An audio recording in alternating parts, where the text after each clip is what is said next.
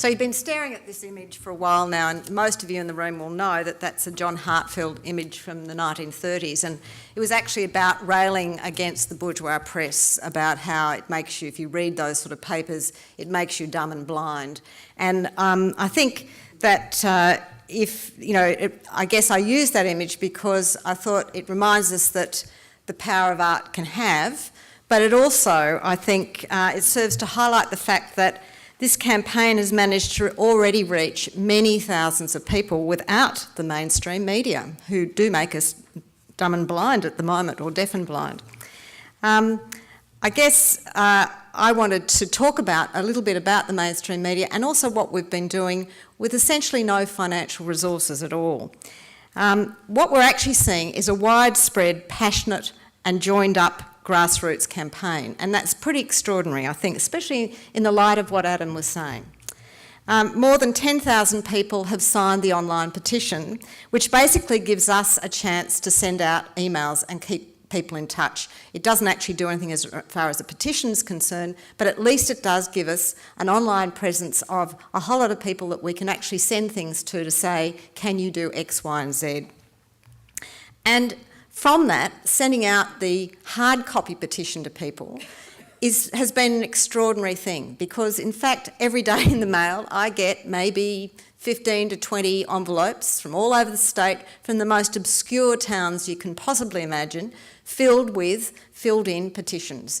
And it seems like, even though we know petitions have limited value in terms of their impact in Parliament, we know they have impact in terms of being able to present them and use them in the media. But much more importantly, they have impact in terms of every single signature pretty much is a conversation that has been had with somebody. And I've probably collected about 1,000 signatures. And I've done that by simply taking a clipboard with me wherever I go. It's no effort. I go up to people in cinema lines. I go up to people who are waiting at lights. I go up to people in galleries, in bookshops, wherever I happen to be. And the second I open my mouth, I say, do you mind if I just tell you something? I talk about what's happened, and it takes nothing. I have had, out of those 1,000, I would say I've had 5 people refuse to sign. And that's because people get it. It's exactly what Adam was just saying. By saying to people, this is what's happening, and even just as soon as they read the petition, even though it's long and wordy and all the rest of it, people get it. People get that we actually need artists, and we need trained artists, and that TAFE is a place where anyone can go, that it's accessible, that it means essentially we're going back to the 18th century where only the rich could actually become artists or patronise the arts, and it meant that we've got a very small pool. And that in 10 years' time there's going to be a crisis, because we are not going to have people who are trained in art. Victoria, Queensland and New South Wales have all made that decision. So let's not let that actually happen here. I think, last week I sent out a bulletin to people asking them to do a blitz on sending an email to Barry. We estimate that roughly 500 people did that within the 2 days.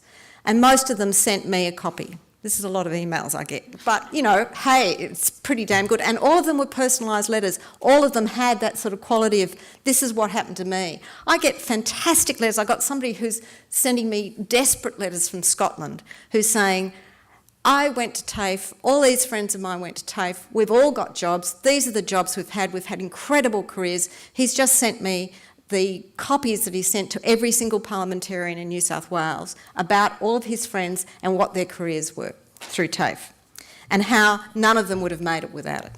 So I thought one of the things that happened as a result of this campaign is we got a Facebook page. I've never been in Facebook, so it was a major effort for me.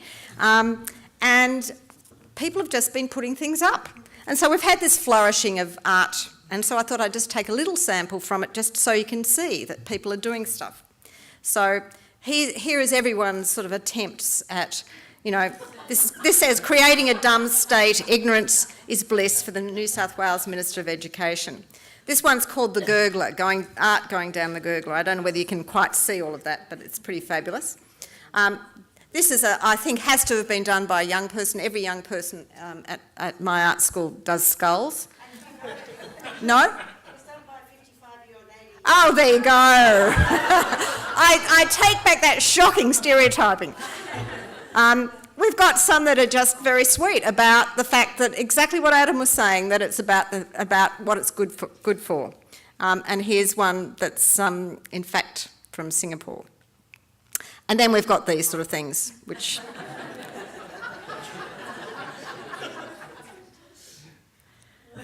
There's a lot of these ones. These are my son's ones. He got very in it. I think the other thing is that all across New South Wales, which I get the privilege of knowing about, there have been protests. So here's a very wonderful one. Win a Combi Canvas, support art education, sign our petition.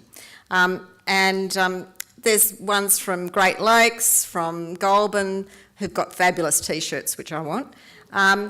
People have been writing, leaflets to hand out. Marcus Clark designed this, which is the Avant card. Avant cards have sponsored 10,000 cards across New South Wales. I think that really gives us a sense of just how much has been happening, all without any money, so no money at all. So I have to say all of that's great, and that's all happened in a month. But I have to say that we've met total silence from some quarters. We've failed as yet, with very few exceptions, to hear a peep from the mainstream media, which is critical ultimately to winning this campaign. We've failed as yet to get people of influence in the art world to make a public stand, although a lot of them individually have written to me or have written and signed petitions. We've failed as yet to gain ground to reverse this decision. And as the end of term approaches, we're no clearer really about why art courses in particular have been singled out in this way, in effect to be shut down or made inaccessible at least a year earlier than all of the other cutbacks which are happening in 2014, except for obviously the other 90 that have just happened. The savings are likely to be small, although we still have no data, we have no explanation of how the decision was made. I think the decision was built on a number of fallacies. The first one is a belief that art is something that emerges without training. It goes back to that notion that artists are born, the genius artist, it's based on inspiration, not learned technique. That's a myth I think we need to be countering constantly. Secondly, I think it's a belief that art courses are filled with people like me, middle-aged women, I'm a bit older than middle-aged, who are filling their time with art as a hobby. And I think, again, that harks back to a 1950s version of women. I think it's deeply misogynist, and I think we should be naming it for such. We know that, for instance, something like 80% of visual artists in this country are women, and they are over 45. And that's who are practising artists, and that's who TAFE represents. A lot of the people at TAFE are young people, and they are middle-aged women. And there's nothing that we should be shirking back from that. We have as much right as anybody else to become artists. Thirdly, I think that there's a myth that no art graduate from TAFE end up earning proper money. And the reality is, no, very few artists in this country earn proper money simply from their art. But we do know, absolutely. We've just done a survey at Meadowbank of past graduates. It's not finalised yet. I had a quick look today to see what sort of results we're getting, and we're finding out that people have, 80% of them have earned money and earning a living from skills they learned at TAFE, but they're doing it in a whole lot of different ways, but they're using all of those skills. The various things that Adam said is that they're using their creative skills that they learnt through TAFE. And finally, I think the decision was made because the government decided it wanted to defund us quickly, because it wanted to avoid the successful campaign that the NAS had to save the National Art School. And I think that we should be really clear about that. This is why they're singling us out to happen early. We've got to delay them. We've got to actually filter that delay. So, I think that I think that all of those things represent a deep disregard and disrespect for artists and their role in this society. That in fact people get when you talk to them, but politicians and the media haven't. The media and the politicians like to make a lot of effort about things like Sculpture by the Sea, the Biennale, big blockbuster exhibitions, but they don't join the dots that say you actually can't have any of those things without trained artists. And I think that the decision to cut education courses in TAFE not only reflects that deep disregard, it makes it visible, it makes it very tangible. And actually, that gives us an extraordinary opportunity. It's a potential turning point. It's a moment that we can shift the ground and actually have that deeper conversation. The very thing that Adam was talking about is that we have to shift that frame. Finally, art education is on the agenda. We actually get to say, this is the role that artists make in this society.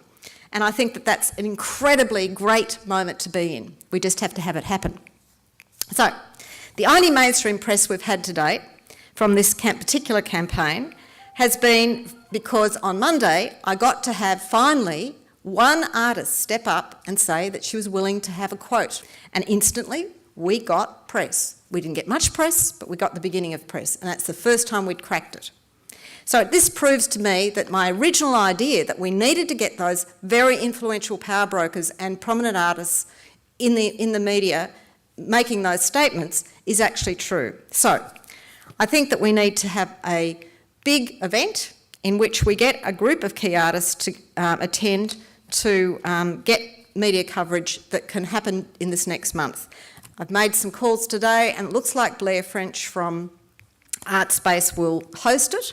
And we just need to actually make sure that we actually get every single prominent artist, particularly anything that the media would recognise as a prominent artist or that people would recognise as prominent artists, to that event. We need people to be primed to do the phone talkback radio. It was actually a surprise to us that we got on 702 the other day. We need to be ready for those events. And we need to lobby media contacts. If anyone knows any media contact, use it, use your voice. I think I've been saying this consistently, but it's really interesting. I get a lot of emails from people saying, I know somebody, you should get in contact with them.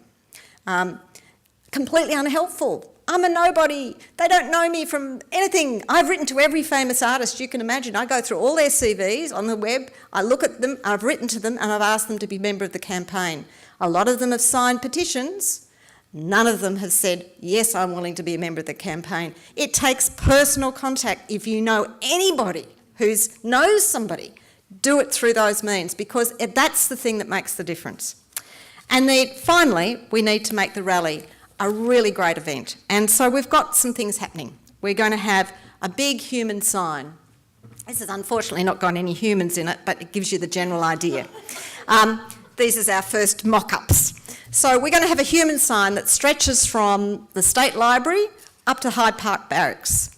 And it's going to go right along the street, and everyone is going to be holding one of these canvases, and it'll spell out in black, Fund TAFE Art, and the name of every college across New South Wales will be represented. So we'll have everything from Broken Hill, Newcastle, St George, Gymea. I'm learning where all these places are and the fact that they've got an art school.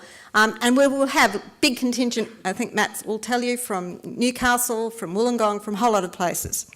And we will also have a very large art petition banner, which is being made from 100 different artists, being prepared to put in their time, and art students, to put in their time to make soapstones, and they make wax things, and it'll be beautiful, I hope, and that'll be leading the march. And we'll be handing over the art petition to Carmel Tebbit, who will be tabling it in Parliament. So I'm hoping that the rally will actually give us another lot of media presence. It's that's going to make the difference. Giving up, I know it's very easy to feel despairing at this point because we haven't made that ground, but I think this is just the beginning, and I think it's extraordinary that we've done all of this so far with zilch money and really not that much effort.